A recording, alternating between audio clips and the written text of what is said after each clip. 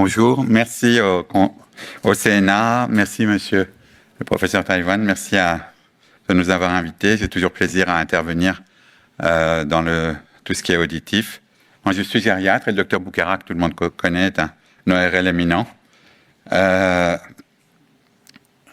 Lui, forcément, il est éminent, donc il a beaucoup de conflits d'intérêts, mais moi, j'en ai aucun, malheureusement pour moi. Personne ne me connaît, tout le monde s'en fout. Donc, j'ai aucun conflit avec personne. Donc, ma présentation, ça va durer 2 minutes. C'est un peu anarchique, mais l'essentiel, c'est de faire passer 2-3 messages essentiels. On a des étudiants, on est en post-universitaire, mais la présentation du docteur Boukhara est beaucoup plus cadrée, et on termine avec un cas clinique. La particularité. Alors, le titre, c'est « Effet de l'âge dans le bruit ». L'âge n'est pas une pathologie. Ça, vous savez que pour nous, c'est essentiel, nous gériatres. Le vieillissement n'est pas une pathologie, c'est quelque chose de naturel. Et l'âge en soi n'est pas une pathologie. Par contre, avec le vieillissement, il y a une polypathologie. Il y a beaucoup plus de pathologies chez les gens âgés. Et c'est ça qui fait leur fragilité. Il y a des gens âgés qui sont beaucoup mieux que moi, en tout cas, en bonne santé, qu'on ne voit jamais et qui n'ont aucune fragilité. Mais la plupart des pathologies surviennent chez les gens âgés. Et j'ai listé un certain nombre de facteurs un peu de manière anarchique, comme j'ai dit, qui peuvent aggraver dans le bruit. C'est des gens qui sont fragiles, donc peuvent avoir des réactions éventuellement pas comme les autres. Les gens qui ont des troubles cognitifs, c'est des bruits élevés, répétitifs, peuvent avoir des réactions inhabituelles, des troubles du comportement. Donc c'est pour ça qu'on recommande toujours, par exemple dans les EHPAD, des ambiances calmes, avec le moins de bruit possible. D'ailleurs, ça fait partie des traitements des troubles du comportement chez les gens qui ont des troubles cognitifs.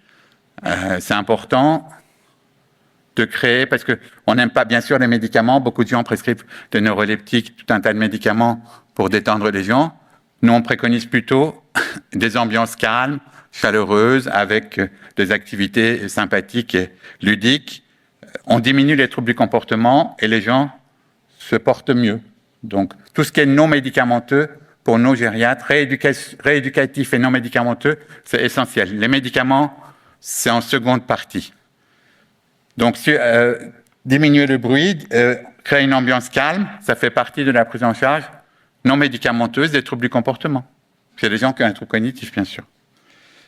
L'attention, c'est quelque chose ça fait partie de la cognition, c'est l'attention divisée avec le vieillissement physiologique est moins bonne. On a plus de mal à faire 2 choses à la fois, même le vieillissement physiologique. Alors, les gens qui ont des pathologies ont encore plus de mal que les autres dans l'attention, donc le bruit peut avoir un effet sur l'attention. L'intolérance au niveau sonore élevé, également chez les gens âgés, est plus importante. L'humeur, les gens qui ont des troubles de l'humeur âgés, polypathologiques, l'effet du bruit répétitif chez eux est pas bénéfique. Ceux qui ont des troubles visuels, beaucoup de gens âgés, il y a des gens qui ont des troubles cognitifs, visuels, humeur, tout associé en même temps. C'est ça la polypathologie. Malheureusement, ça existe. Et il y en a beaucoup plus qu'on le croit. Mais ceux qui ont des troubles visuels ont une anxiété, une dépression, et forcément les bruits répétitifs peuvent avoir une incidence chez eux. Bon, ça, l'intervenant précédent en a parlé, c'est les effets extra-auditifs du bruit. Chez les gens âgés, forcément, ils sont présents aussi. Facteur de stress, dans la mesure où il est chronique, imprévisible, incontrôlable.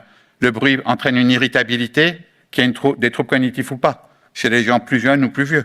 Une anxiété, une agressivité, surtout s'il y a des troubles cognitifs, ça peut se manifester par une agressivité juste parce qu'il y a plus de bruit et que l'ambiance n'est pas calme.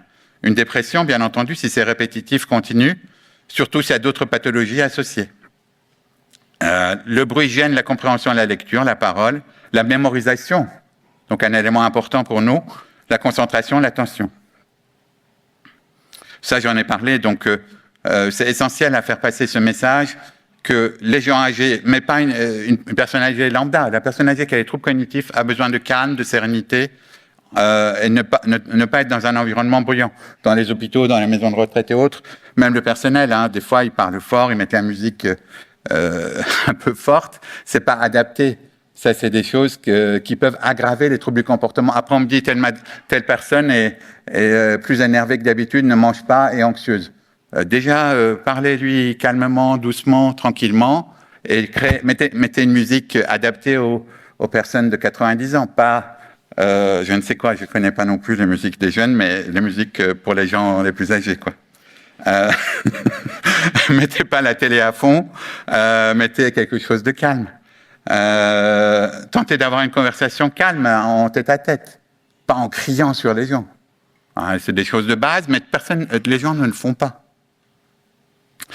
Et pour nous gériatres, je terminerai là-dessus parce que c'est essentiel. Donc les bruits répétitifs, c'est un facteur de trouble auditif et on le dit pas assez. Bon, nous, vous connaissez, les médecins connaissent un peu, mais les troubles cognitifs sont très importants. On n'est pas prêt d'avoir des traitements pour les maladies neurodégénératives de sitôt, même ça fait 30 ans qu'on en parle. Mais par contre, on évolue dans la prévention des troubles cognitifs. Et que ça soit aux âges, quand on est jeune, avancé, âge moyen ou âge avancé, le facteur qui sort le plus, ça c'est l'étude, j'ai oublié de marquer là, c'est la méta-analyse du Lancet qui sort tous les 2-3 ans sur les facteurs potentiellement modifiables sur la prévention des troubles cognitifs. Et comme vous voyez en haut, je n'ai pas de pointeur, je suis désolé, 7% en gros, midlife, la perte auditive, 7% sur les 45% de facteurs modifiables, c'est quasiment le plus important. Donc ces sujets-là, ils doivent être largement répandus, pas juste sur une diapo dans un amphi, mais c'est des sujets sur lesquels il faut travailler sur tous.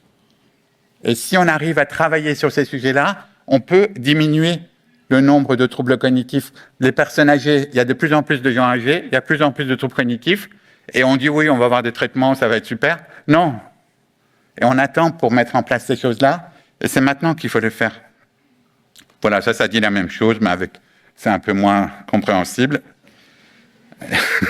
Et voilà, je passe la parole à mon ami le Dr Boucar.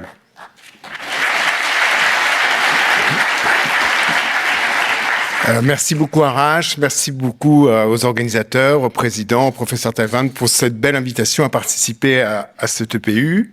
Alors, très rapidement, j'ai recherché un peu dans la littérature, mais il y a sûrement beaucoup d'études que je n'ai pas pu compulser. S'il y avait des données sur l'évolution de l'audition dans le bruit. Alors là, je vous présente rapidement les graphiques des résultats d'une étude qui a été menée pour des patients qui ont une audition normale, qui donc sont qualifiés, quel que soit leur âge, comme ayant une audition normale. Et c'est pour vous montrer que, en fonction de la présence d'un bruit dont l'intensité est variable, on voit que l'évolution des seuils tonaux, des seuils en audiométrie tonale, n'est pas la même chez les gens les plus jeunes par rapport aux gens les plus âgés. Donc ce facteur d'évolution de l'audition dans la perception en audiométrie tonale est connu, il est maintenant détaillé. Bon, ce sont des études avec des petits effectifs, mais on voit bien, si on s'intéresse et si on regarde les différentes courbes, qu'il y a effectivement, selon la nature selon l'intensité du bruit présenté, une différence de seuil pour les différentes fréquences évaluées chez les patients dans une situation brillante analogue en fonction de l'âge. Je passe rapidement sur l'évaluation de l'audition dans le bruit, qui a été aussi très bien détaillée par cette étude que vous connaissez par l'équipe de Lille, qui a bien montré que les résultats des tests de la vocale dans le bruit étaient variables en fonction de l'âge, avec une distribution homogène en fonction de l'âge.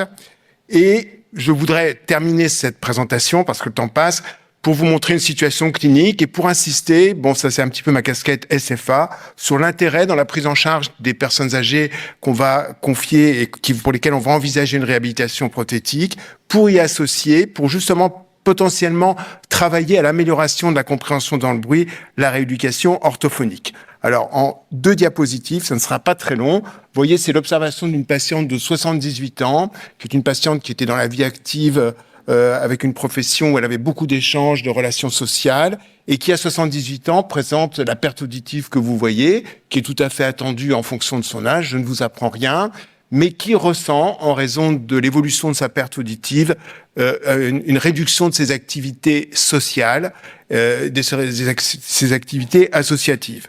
Donc, elle a été prise en charge, bien entendu, pour un appareillage auditif, et d'emblée, lors de la première consultation, on lui a proposé d'y associer une rééducation orthophonique. Cette rééducation orthophonique, voilà, excusez-moi. Donc, cette rééducation a été conduite, vous voyez, sur une évaluation, là, on a sur une période d'1 année. Vous avez ici un bilan orthophonique détaillé. Je ne vais pas rentrer, bien sûr, dans les détails de chacune de ces résultats des différents tests. Regardez la dernière ligne. Donc, l'orthophoniste qui a pris en charge la patiente a répété de façon régulière des tests d'évaluation dans le bruit. Et vous voyez que le niveau de compréhension, que ce soit pour les phrases ou pour les mots, grâce à cette rééducation orthophonique qui s'est poursuivie durant une période d'1 année, a été tout à fait bénéfique. Alors, pour conclure, vous l'avez vu, Arash vous l'a dit, il y a des effets multiples de l'âge dans les situations bruyantes, que tout cela dépend en fait de la qualité globale du vieillissement, mais qu'il est intéressant de faire une approche assez détaillée, et là, l'approche gériatrique est très intéressante pour dépister des troubles attentionnels plus marqués, des troubles de l'humeur, les troubles de la vision, il faut qu'on y soit très sensible. L'approche pluridisciplinaire, j'ai essayé de vous l'illustrer avec le cas récent, en envisageant une rééducation orthophonique qui peut être ciblée sur certaines situations, c'est-à-dire pas uniquement, par exemple, la lecture labiale, mais aussi des exercices dans les situations bruyantes ou au téléphone, par exemple. Et puis, comme vous l'avez vu et comme vous le savez tous, et bien évidemment, la notion de prévention précoce par un dépistage des troubles de l'audition est essentielle. Voilà, merci de votre attention.